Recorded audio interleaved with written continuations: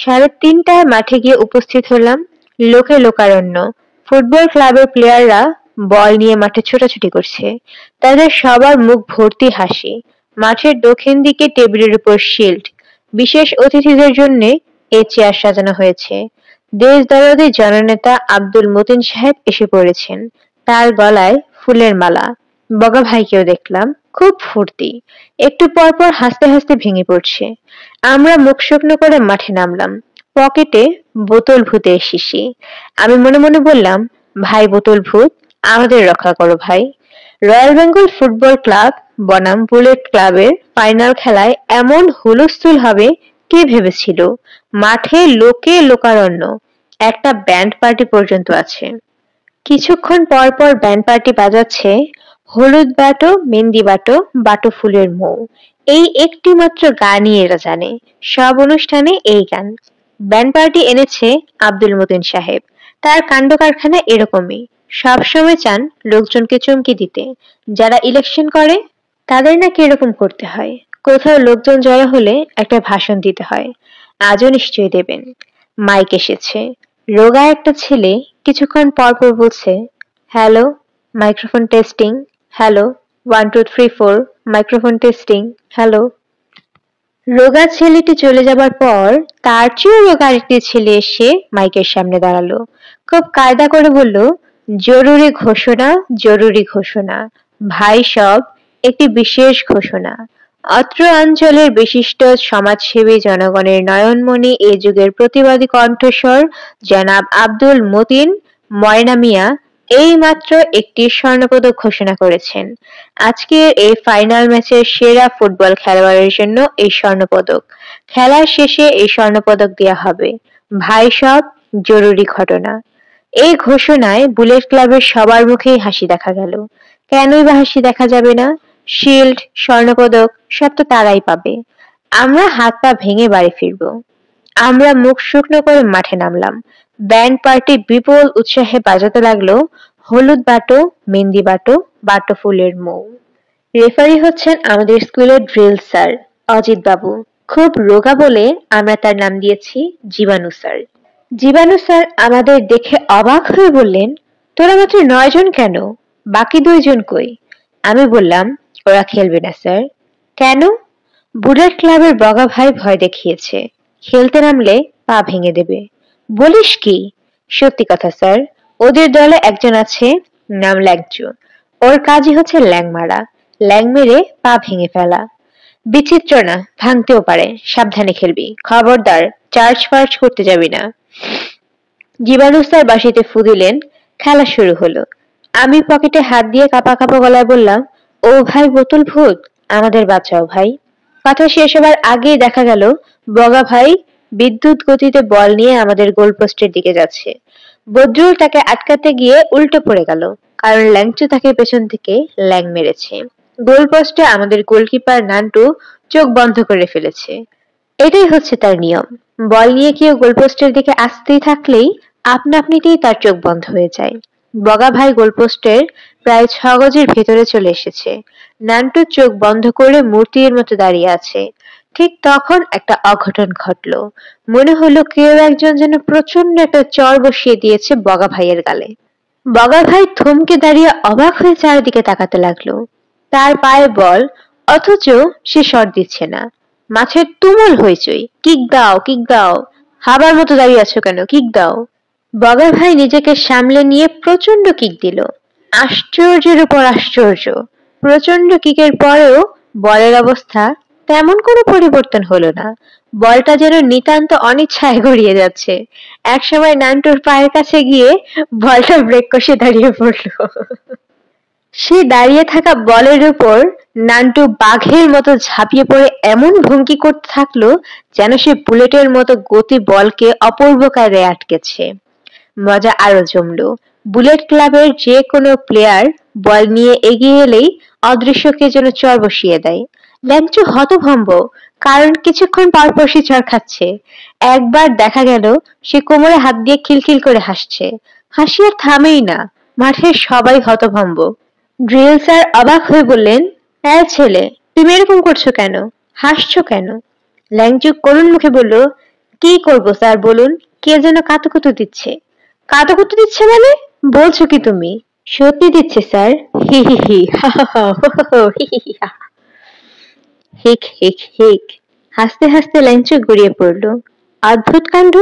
ওরা বলে কিক করলে নাকি বল নড়ে না, যেন পাথরের বল। বুলেট দলের ক্যাপ্টেন হচ্ছে মুস্তাক। সে একবার বলে কিক করে উফ করে চেঁচিয়ে উঠল। ড্রিল স্যার বললেন, কি হয়েছে? স্যার, বল আগুনের মতো গরম। পা পুড়ে গেছে স্যার, পায়ে ফোসকা পড়ে গেছে। পাগলের মতো কথা বলিস না তো। বল গরম মানে? আপনি হাত দিয়ে দেখুন স্যার।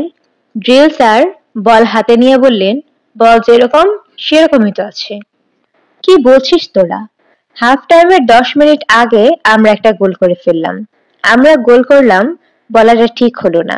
বলটা আপনা আপনি গোলে ঢুকে পড়লো। ড্রিল স্যার পর্যন্ত হতভম্ব হয়ে পড়লেন। বাঁশি বাজাবেন কিনা বুঝতে পারলেন না। হাফ টাইমের পর বুলেট ক্লাব আর খেলতে রাজি হলো না। আব্দুল মতিন সাহেব মহাচিন্তায় পড়ে গেলেন। সেরা খেলোয়াড়ের স্বর্ণপদক কাকে দেবেন বুঝতে পারছেন না। শেষ পর্যন্ত সে স্বর্ণপদক নান্টুর কপালেই জুটল।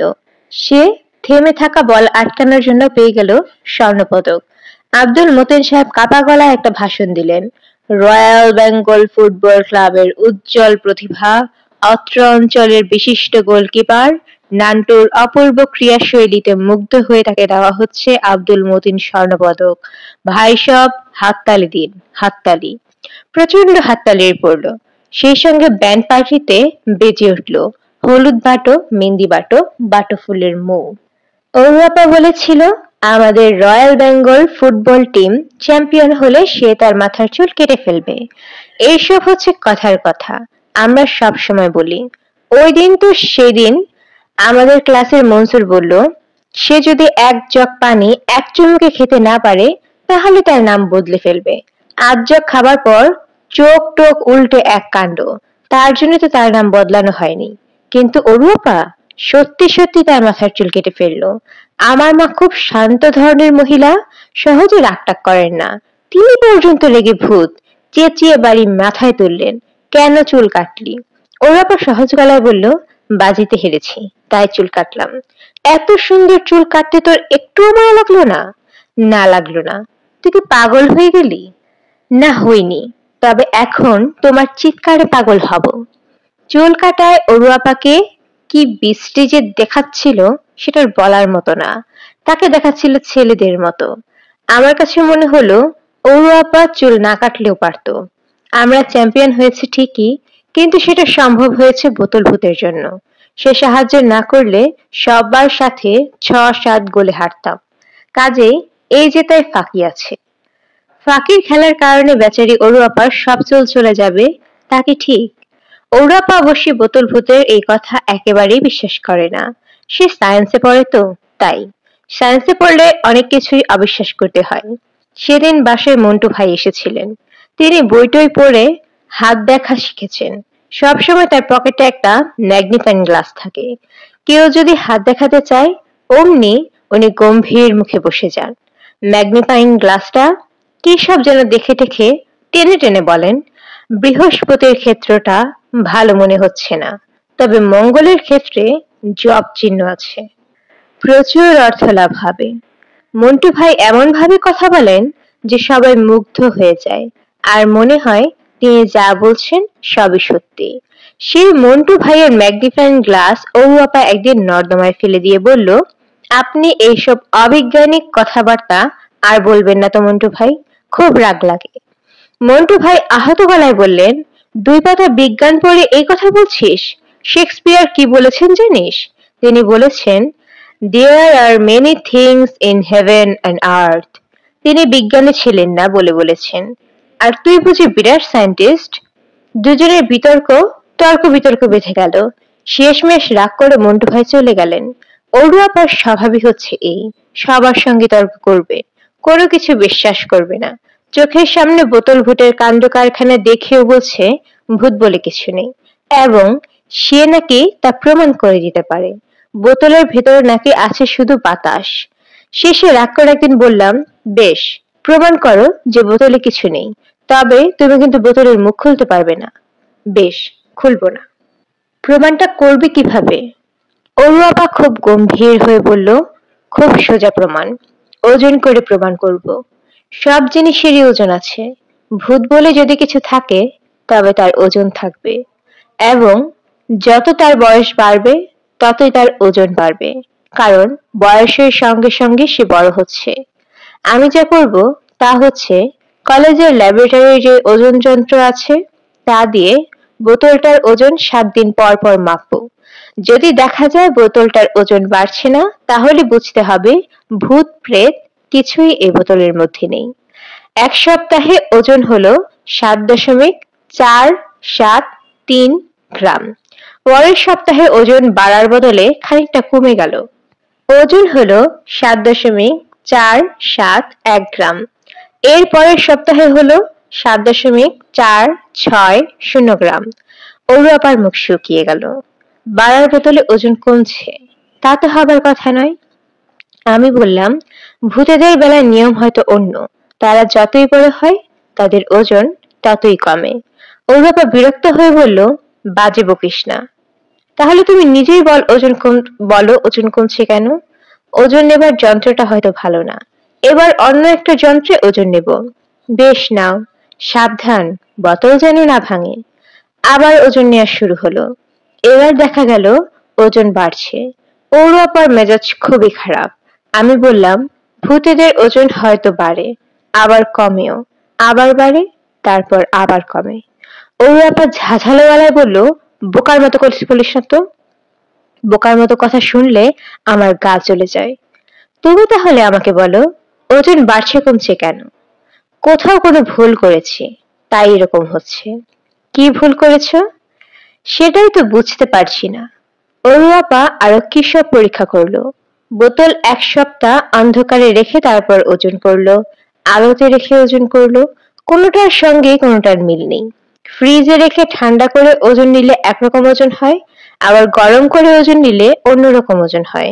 শেষটায় অরু আপা রাগ করে বলল, তোর এই বোতল নিয়ে বিদায় হ, শুধু শুধু সময় নষ্ট।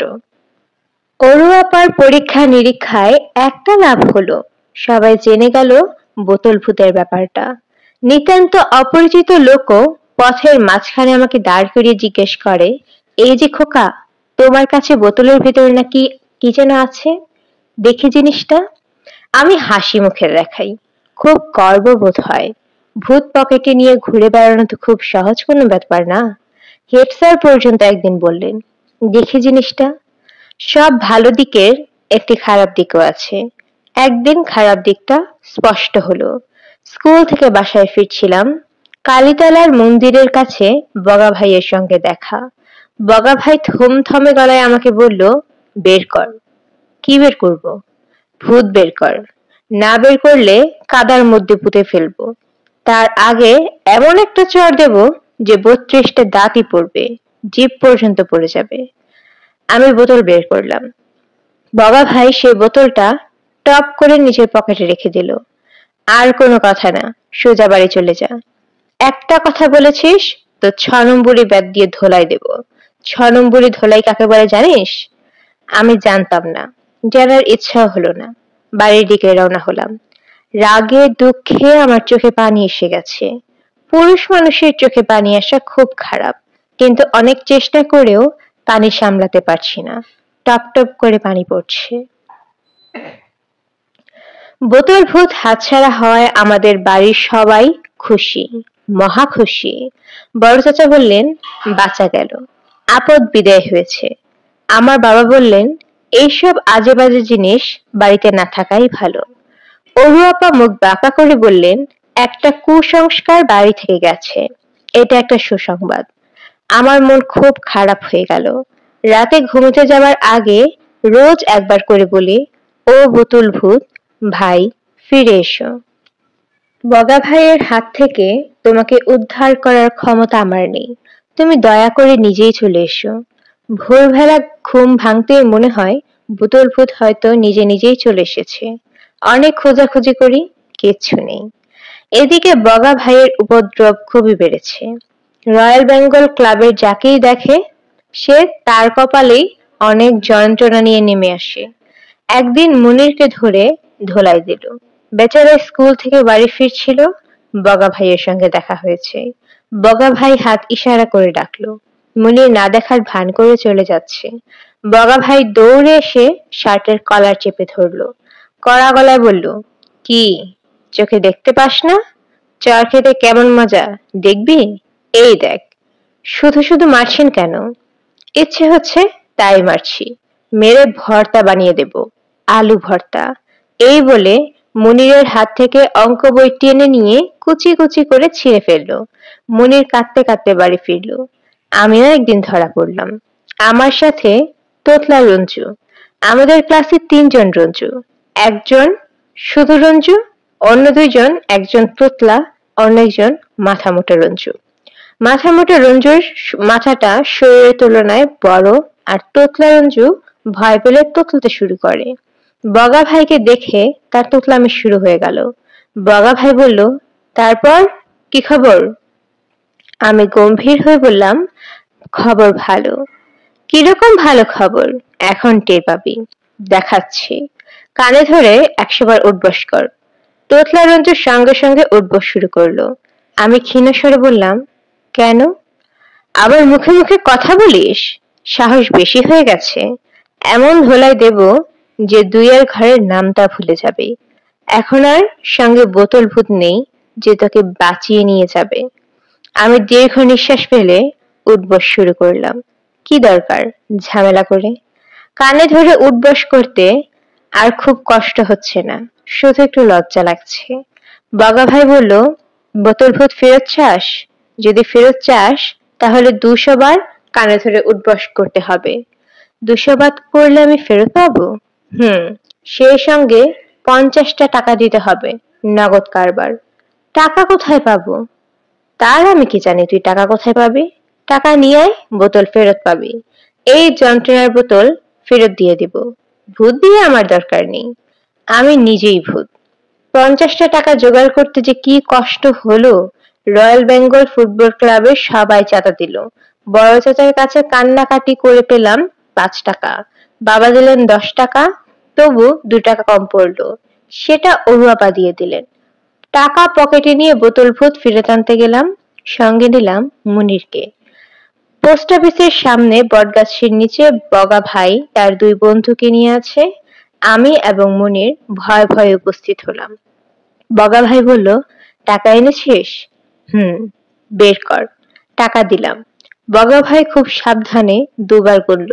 টাকাটা পকেটে রেখে থমথমে গলায় বলল, দাঁড়িয়ে আছিস কেন? বাড়ি চলে যা। বোতল ভূত ফেরত দাও। কথা বললে চর খাবি, চর দিয়ে দাঁত ফেলে দেব। বোতল ভূত ফেরত দিবি না? তাহলে টাকা নিলে কেন? এটা হচ্ছে তোর ভূত পোষার খরচ। যা এখন। একটা কথা বলবি তো শিয়ালের শিং দেখিয়ে দেব। শিয়ালের শিং দেখেছিস কখনো? টাকা ফেরত দাও।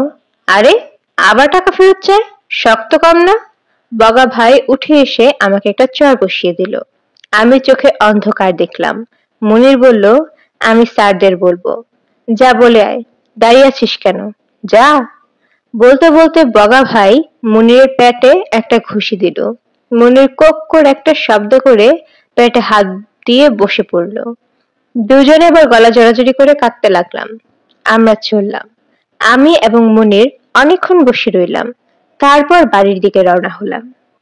দুজনই কাঁদতে কাঁদতে বাড়ি ফিরছি। তখনই মজার ব্যাপারটা ঘটল। চোখ মোছার জন্য রুমাল খুঁজে পকেটে হাত দিতেই ঠান্ডা কি যেন একটা হাতে লাগলো। বের করে দেখি বোতল ভূত। সে চলে এসেছে। আমি এবং মুনির দুজনেই গলা জড়াজড়ি করে অনেকক্ষণ কাঁদলাম। এবারের কান্না সুখের কান্না। বছরের মধ্যে সবচেয়ে খারাপ মাস কোনটা? ডিসেম্বর, পরীক্ষার মাস। এই মাসটা না থাকলে কেমন হতো? সেপ্টেম্বর, অক্টোবর, নভেম্বর, তারপর জানুয়ারি, মাঝখানে ডিসেম্বরটা নেই। বোতল ভূতকে বললে হয় না? নিশ্চয়ই হয়।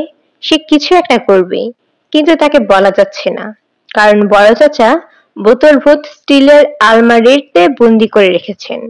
ফাইনাল পরীক্ষার আগে তাতে হাত দেওয়া সম্ভব না। এই জন্যই এখন বোতল ভূতের দেখা পাওয়ার কোনো সম্ভাবনা নেই। পরীক্ষার পরেও যে পাবো সে আশাও খুব ক্ষীণ। এরকম